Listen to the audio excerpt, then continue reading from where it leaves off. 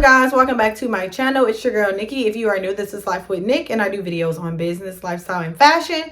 So today I am back with yet another RBT edition video. Today I am here to do a highly requested video. I actually had a few people DM me on Instagram and asked me to do this.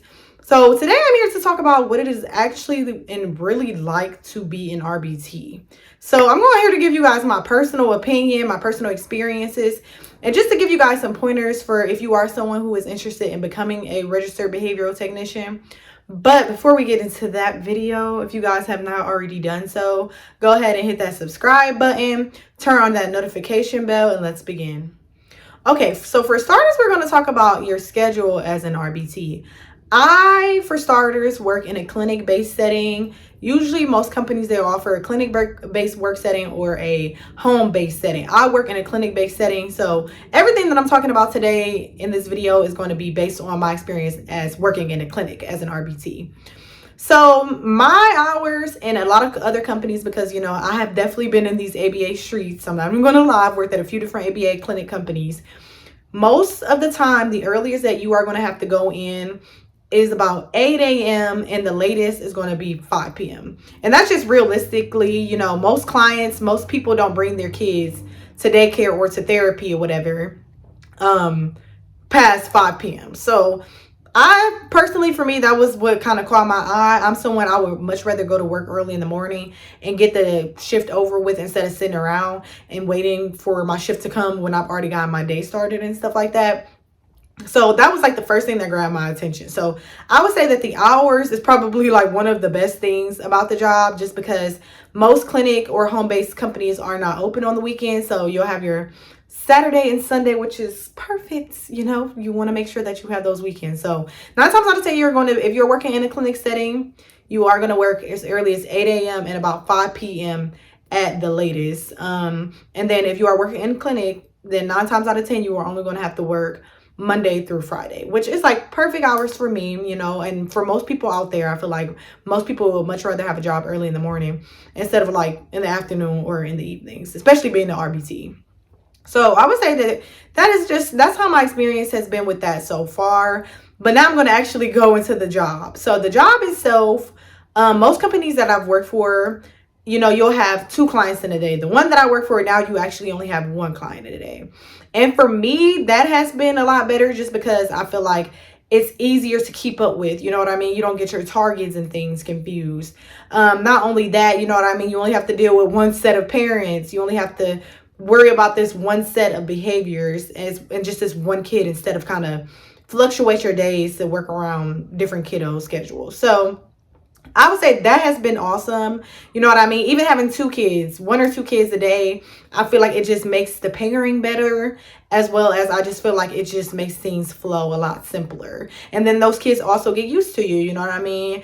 No kid, especially on the autism spectrum, wants to, you know, see different faces every day. They get used to you. So you want to make sure that they are on a set schedule. So that has been my experience with that. You know what I mean?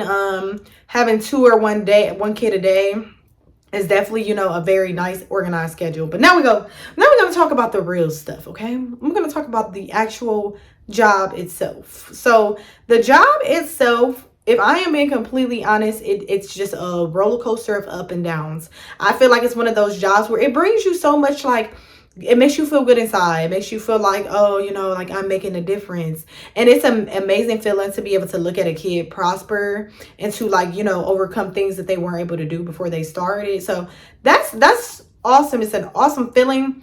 But one thing about being an RBT is that you are going to have your downfalls. You know, kids on the autism spectrum have a lot of behaviors, you know, such as running away from grown-ups, and screaming, tantruming, you know what I mean? SIBs, which is like self-injuries, when a kid hits or bites themselves. So, you know, it can be overwhelming, you know what I mean? And all this does just depend on your kid.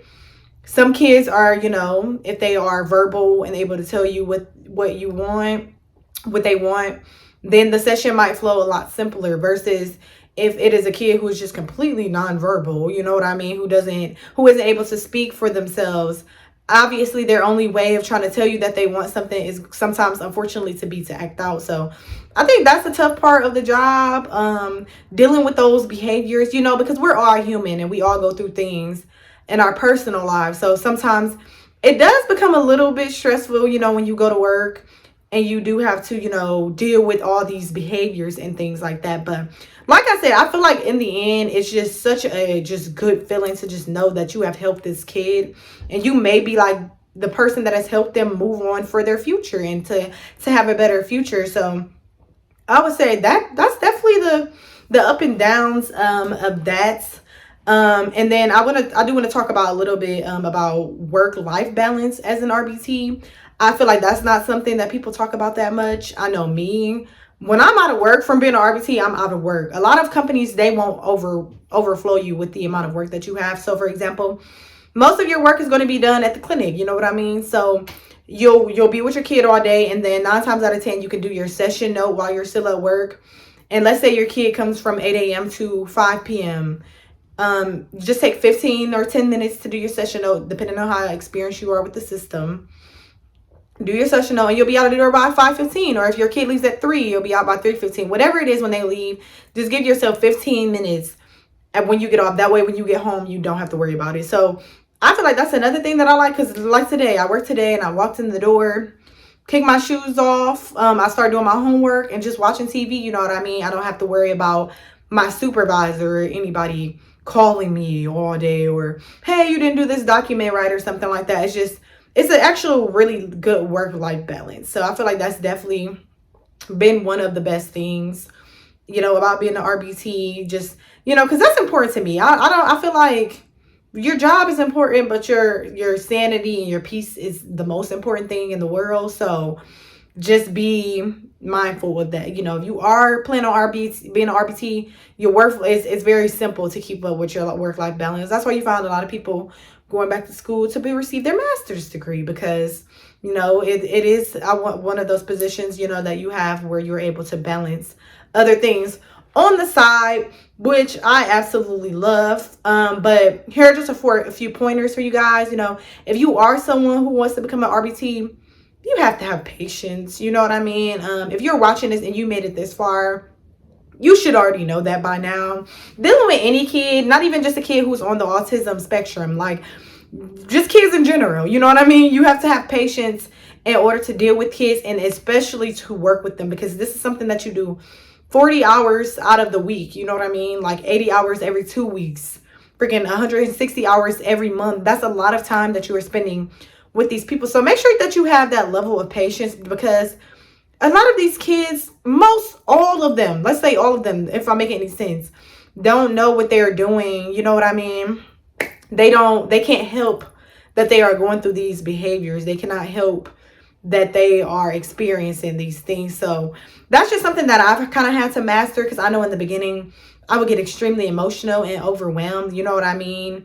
And just be like, this is too much. But over time, you'll kind of start to have a better understanding of it, and as to why it happens. And I feel like once you know that, then the rest just kind of comes naturally.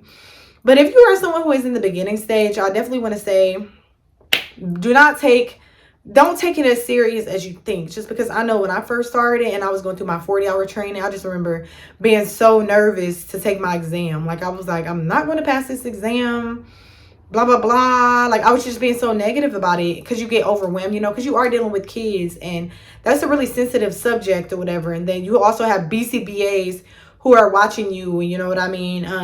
So you feel kind of like a little bit of intimidation, but just remember, in the end, it's all worth it. You know what I mean? I am a terrible test taker, and I managed to pass the RBT exam twice because I had to get certified twice.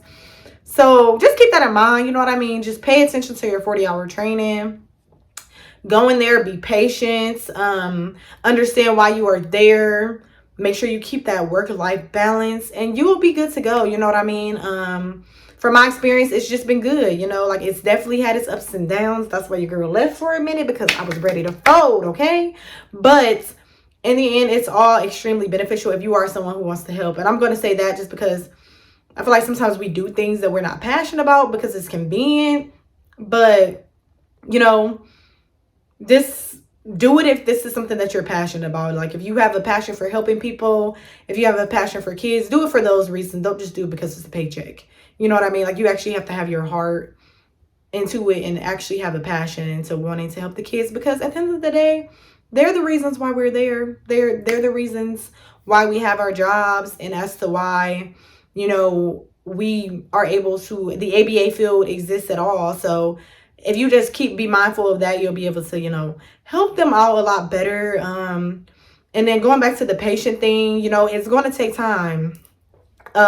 Kids come in completely nonverbal with no words. That's not going to happen overnight. You know what I mean? You got to actually give yourself time to learn how to do it, and then actually just give them time too, because being nonverbal isn't easy. It's not easy to just, you can't just walk up to a kid and say, hey, talk, and they're going to talk. You know what I mean? There's steps that you have to take. So just be patient with yourself and understand that, you know, things are going to take time. That's why you see certain kids getting ABA therapy and their ABA services for years, because sometimes it does take that, depending on the level that they entered the program in. So hopefully I have someone out there, you know, that's just my experience. I would love to do a part 2. I feel like I have so much to talk about because I just know so much about ABA. I'm an ABA nerd basically, but hopefully I have someone out there, you know, if, like I said, if you have not already done so, go ahead and hit that subscribe button. Turn on that notification bell. Pray for your girl, because I'm obviously getting the cold. And I will see you guys next time. Bye.